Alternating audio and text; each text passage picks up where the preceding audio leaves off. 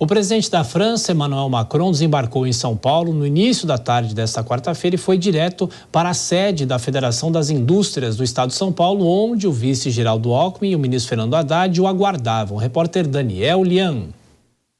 Durante sua passagem pela capital paulista, o presidente da França rejeitou de maneira enfática o acordo entre Mercosul e União Europeia.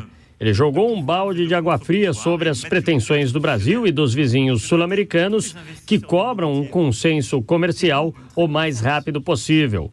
Para Emmanuel Macron, o acordo é péssimo, pois foi costurado há 20 anos com regras antigas e que não levaram em conta, por exemplo, questões como mudanças climáticas e biodiversidade. O francês defende um acordo responsável com causas que permitam reciprocidade. Falando a uma plateia de empresários, ele os convidou a investirem na França, que classifica como o país mais atraente para investimentos na Europa.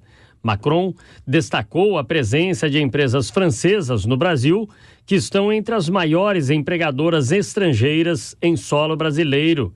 Ele foi recepcionado pelo vice-presidente da República, Geraldo Alckmin, que, por sua vez, falou sobre a ampliação do Mercosul com a entrada da Bolívia e que as conversas precisam continuar para se chegar ao que considera como ganha-ganha. O presidente Lula sempre fala que tem que haver reciprocidade.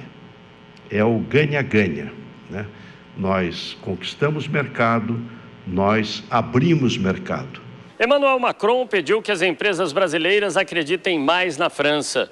Pouco antes, o ministro da Fazenda, Fernando Haddad, defendeu investimentos no Brasil, ressaltando que as condições macroeconômicas estão sólidas e que o país deve registrar um crescimento acima das expectativas nesse ano.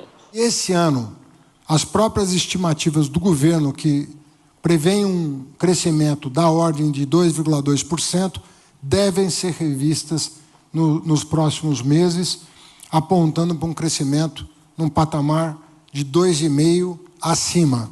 Então, nós devemos, mais uma vez, surpreender as projeções do mercado e devemos crescer um pouco mais.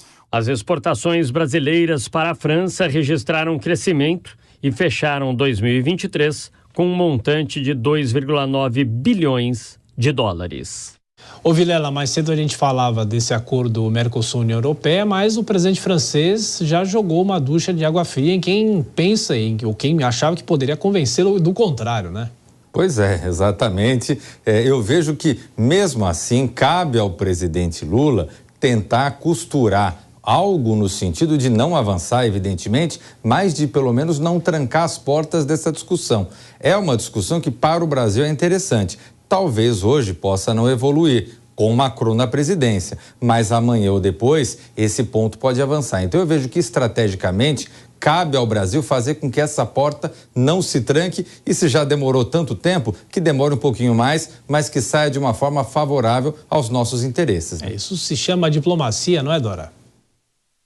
Olha, não, isso se chama defesa de interesse do país, porque uma coisa, o presidente Macron deixou muito claro que uma coisa são as relações amistosas e as relações diplomáticas, outras coisas são os interesses do país. Isso estava claro, que ele não deixou a menor dúvida, ele foi logo dizendo, é péssimo.